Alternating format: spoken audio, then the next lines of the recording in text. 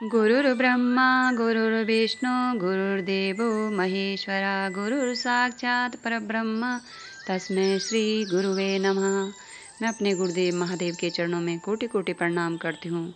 माँ भवानी के चरणों में कोटि कोटि प्रणाम करती हूँ। अपने गुरुदेव महादेव का कोटि कोटि धन्यवाद करती हूँ। सभी देवी देवताओं के चरणों में कोटि कोटि प्रणाम करती हूँ। सभी गुरु भाई बहनों के चरणों में कोटि कोटि प्रणाम करती हूँ। सभी का बहुत बहुत धन्यवाद करती हूँ।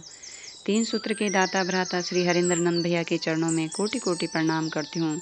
उनका कोटि कोटि धन्यवाद करती हूँ, जिन्होंने हमें गुरु के तीन सूत्र देकर शिव शिष्यता का मार्ग दिखाया। उन्हीं के द्वारा लिखी गई पुस्तक आओ चलें शिव की ओर में से आज मैं आप लोगों को सुनाऊंगी गुरु सदगुरु एवं जगत गुरु। नमः शिवाय, नमः शिवाय, नमः शिवाय। हे गुरुदेव, हे महादेव, दया करना मेरे गुरुदेव, सभी पर दया करना। आओ सुनते हैं गुरु सदगुरु एवं जगत गुरु। गुरु शब्द की परिधि में सभी प्रकार के गुरु आते हैं, यथा सदगुरु, जगत गुरु। जिस प्रकार शिक्षक शब्द की परिधि में प्राथमिक, माध्यमिक एवं महाविद्यालय के शिक्षक भी आते हैं, स्पष्टतः गुरु पद के साथ सदगुरु एवं जगत गुरु पद की व्याख्या होगी तो शिष्यों की कोटि निर्धारित होगी। गुरु पद की व्याख्या होगी तो शिष्यों की कोटि निर्धारित होगी। शिष्य में भी तीन श्रेणियां मानी जाती है। शिष्य में भी तीन श्रेणियां मानी जाती है, यथा साधन सिद्ध, कृपा सिद्ध तथा नित्य सिद्ध। यथा साधन सिद्ध, कृपा सिद्ध तथा नित्य सिद्ध। साधन सिद्ध शिष्यों को गुरु साधना क्रिया आदि से सिद्ध बनाते हैं। साधन सिद्ध शिष्यों को गुरु साधना क्रिया आदि से सिद्ध बनाते हैं। निकट बैठाकर शब्द से, स्पर्श से और वाणी से ज्ञान देते हैं।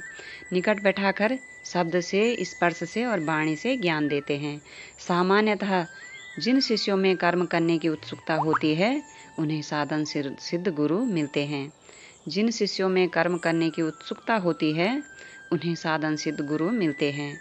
शिष्य साधना पथ में श्रांत और क्लांत हो जाता है। शिष्य साधना पथ में श्रांत और क्लांत हो जाता है तो उसे कृपा सिद्ध गुरुजनों का सानिध्य मिलता है। ऐसी स्थिति में गुरु मात्र अपनी कृपा अथवा दया से शिष्य को सिद्ध बनाते हैं। नित्य सिद्ध की श्रेणी में वे शिष्य आते हैं जो पूर्व सिद्ध हैं। उन्हें साधना की आवश्यकता नहीं पड़ती। मात्र गुरु दया से उनका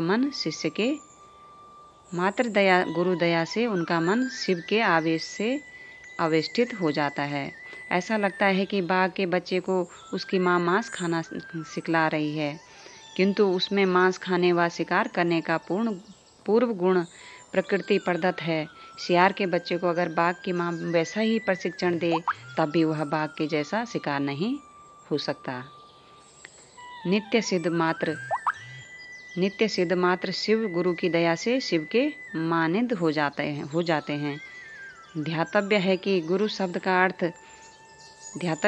गुरु शब्द का एक अर्थ होता है भारी या वजनी। कोई भी संबंध व्यक्ति का मन बनाता है। गुरु शिष्य संबंध भी एक रिश्ता है। शिष्य के मन में उसकी गुरु सत्ता अन्य विचारों से एवं भावों की अपेक्षा भारी है या नहीं। भारी यदि है तो गुरु से शिष्य के संबंध प्रगाढ़ होंगे ही, किंतु अगर जागतिक आकांक्षाएं और ऐषणाएं मन में गुरु से अधिक वजनी है तो गुरु शिष्य संबंध अत्यंत हल्का होगा और शिष्य पर गुरु की दया लगभग निष्प्रभावी होगी। पुस्तकों में यह व्याख्या नहीं मिलती है, किंतु गुरु शिष्य संबंध का तापमान एक शिष्य के द्वारा स्वयं मापा जाता है। गुरु शिष्य संबंध का तापमान एक शिष्य के द्वारा स्वयं मापा जा सकता है। अपने गुरु शिव के प्रति शिष्य भाव का तापमान एक गणितीय समीकरण से स्वतः मापा जा सकता है। अपने गुरु शिव के प्रति शिष्य भाव का तापमान एक गणितीय समीकरण से स्वतः मापा जा सकता है।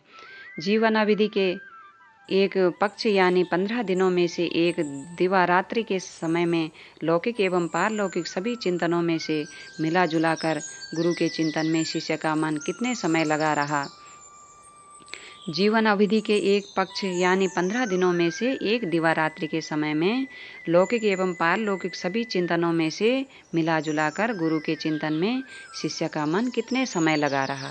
जिस प्रकार अनेक व्यवस्थाओं के बीच किसी प्रिय पात्र द्वारा दिए गए कार्य की स्मृति सतत अनायास बनी रहती है, उसी की भांति गुरु अथवा उनके द्वारा निर्दिष्ट कार्य का स्मरण शिष्य भाव की परिभाषा है। गुरु भाव की परिधि में एक व्यक्ति का मन 24 घंटे के दिन रात के अंतराल में कितने समय तक रहता है, इसे मिनट और घंटे में परिगणित किया जा सकता है। स्वाभाविक है कि अपनी प्रिय वस्तुओं अथवा पात्र के विषय में व्यक्ति स्वतः अपेक्षाकृत अधिक सोचता है। कहा जाता है कि ध्यान किया नहीं जाता अपितु हो जाता है।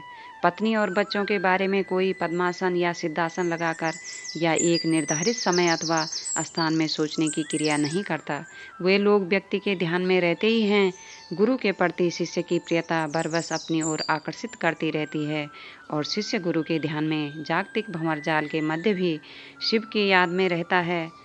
सचमुच ध्यान की यही परिभाषा है तथा शिष्यता के ताप का मापक यंत्र भी यही है। शिष्य मन का शिव गुरु के आकर्षण में स्वतः गमन उनकी महती दया से ही संभव है। शिष्य मन का शिव गुरु के आकर्षण में स्वतः गमन उनकी महती दया से ही संभव है। नमः शिवाय, नमः शिवाय, नमः शिवाय।